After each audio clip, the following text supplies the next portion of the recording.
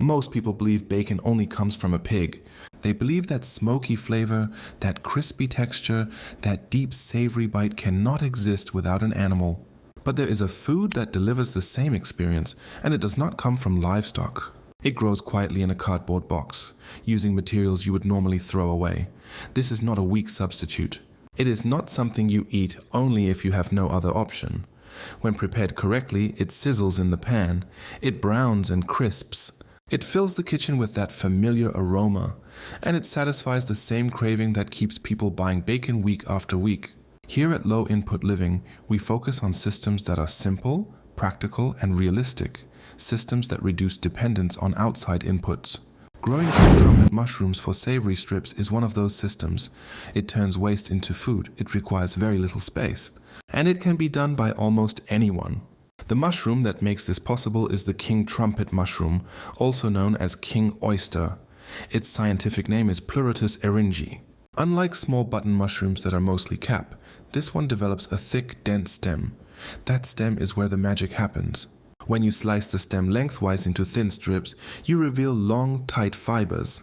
These fibers run from top to bottom. When cooked at high heat, they firm up and create a texture that feels surprisingly similar to meat. Not soft and spongy, not watery, but structured and satisfying. A chef named Derek Sarno helped bring attention to this idea while experimenting with plant-based foods. He was searching for something that could truly replace bacon in taste and texture.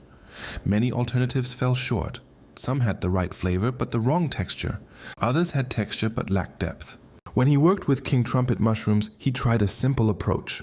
Thin slices, seasoning that mimics traditional curing flavors like soy sauce for salt and umami, maple syrup for sweetness, and smoked paprika for that smoky character.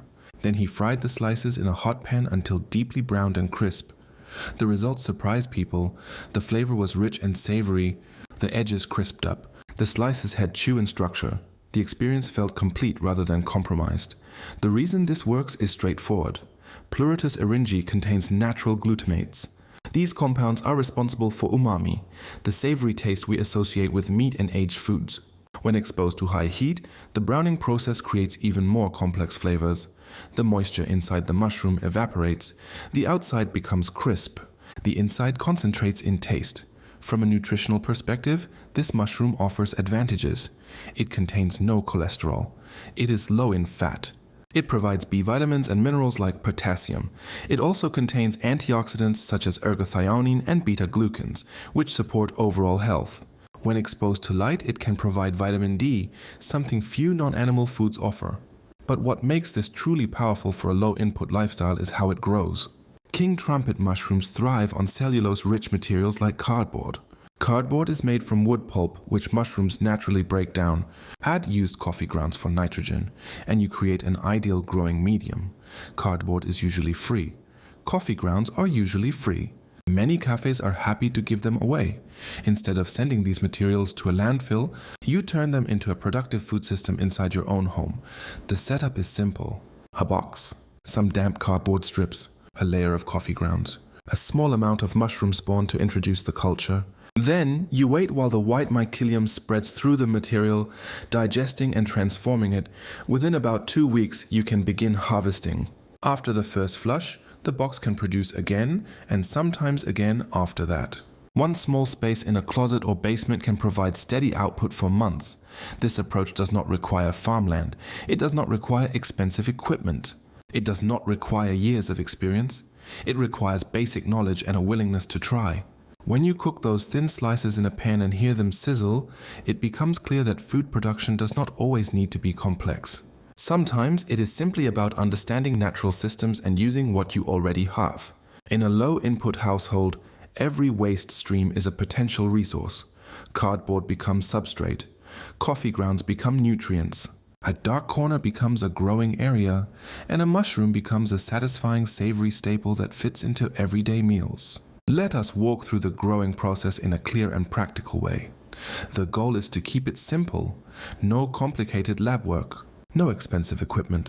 Just a basic setup that fits into an ordinary home. To grow king trumpet mushrooms, you need 4 main things: corrugated cardboard, used coffee grounds, king trumpet mushroom spawn, and water. That is the foundation. Corrugated cardboard is the type with ridges inside. When you tear it open, you will see a wavy layer between two flat sheets. Those ridges help hold moisture and create air pockets, which mushrooms need. Avoid glossy or heavily printed cardboard. Plain brown boxes work best. Coffee grounds act as a nitrogen boost. Mushrooms feed mostly on carbon-rich materials like cardboard, but they grow faster and stronger when a small nitrogen source is added. Fresh coffee grounds are ideal because the brewing process heats them enough to reduce contamination. If you do not drink coffee, many cafes are happy to give their used grounds away. The only item you need to purchase is mushroom spawn. Spawn is simply the living mushroom culture growing on a carrier material, often grain. When you mix it into your cardboard and coffee layers, it spreads and colonizes the entire box. A small bag of spawn can inoculate several boxes. Start by tearing the cardboard into strips about the width of your hand. Soak these strips in water for a few minutes. You want them fully wet but not falling apart. After soaking, let the excess water drain off. The cardboard should feel moist but not dripping. Choose a box to grow in.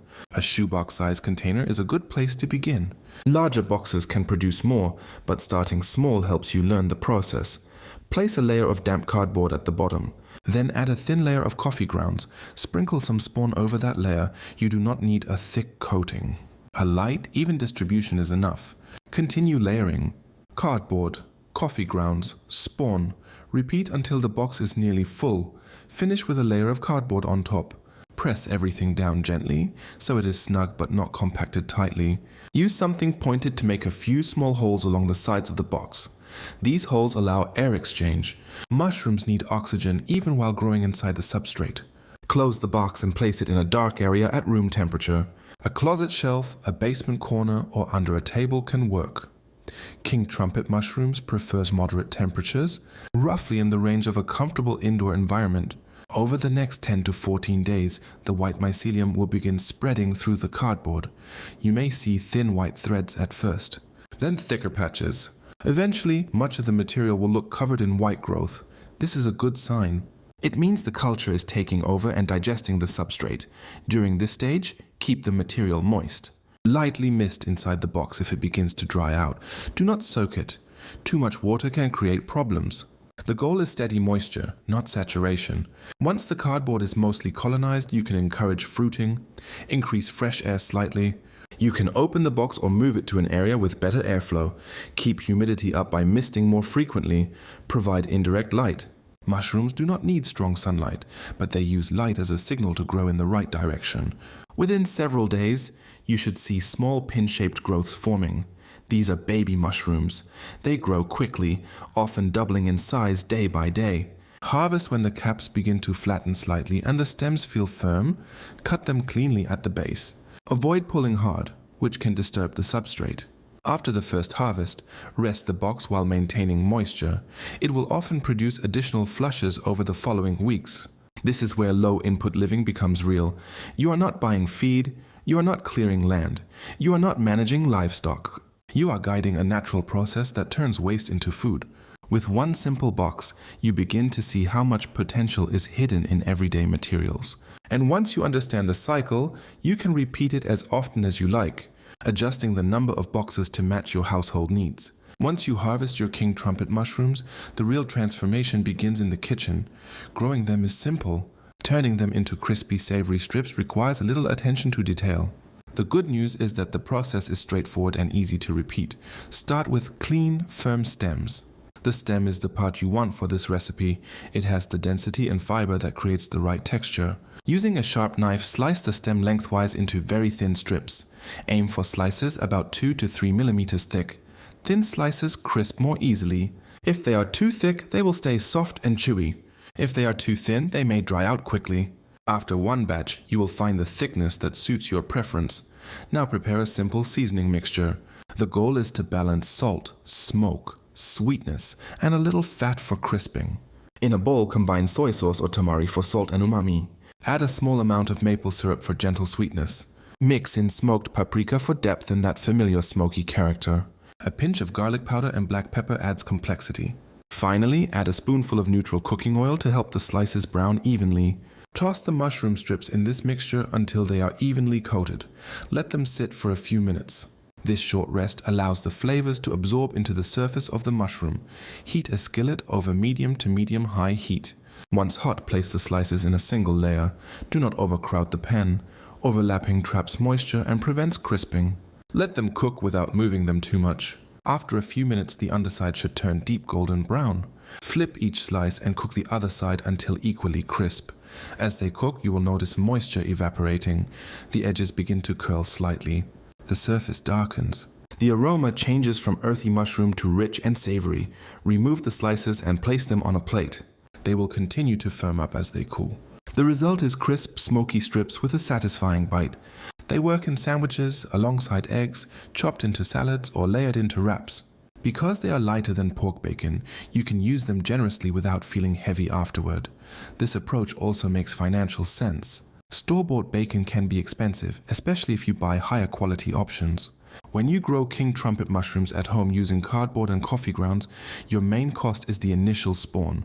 After that, the inputs are minimal. Cardboard is often free. Coffee grounds are free. Water costs almost nothing. Over time, you can even expand your system. When a box is fully colonized, you can transfer a piece of that living mycelium into a fresh box of damp cardboard and coffee grounds. This allows you to continue the cycle with very little additional expense. In this way, the system becomes more self-sustaining. There is also an environmental advantage. Mushrooms require very little water compared to livestock. They do not produce manure lagoons or require feed crops. The spent substrate from your box can be added to compost or garden beds, returning nutrients to the soil.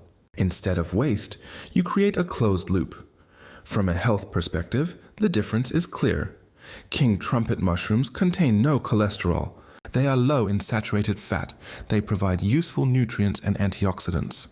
You still get that savory flavor experience, but without the heaviness that often follows a meal high in processed meat. This is what low-input living is about. It is not about extreme isolation or unrealistic goals. It is about practical steps that reduce dependence and increase resilience. A cardboard box in a closet may seem small, but it represents control over one more piece of your food system. When you understand how to guide simple biological processes like mushroom cultivation, you begin to see opportunity everywhere. Waste becomes a resource. Small spaces become productive, and familiar flavors become accessible in new and sustainable ways. If this approach to food and self-sufficiency makes sense to you, take the next step. Start with one box. Learn by doing. Share what you grow, and continue building systems that support your household. Subscribe to Low Input Living for more practical strategies like this. Like the video if you found it useful, leave a comment with your experience or questions, and share this with someone who wants to turn waste into food.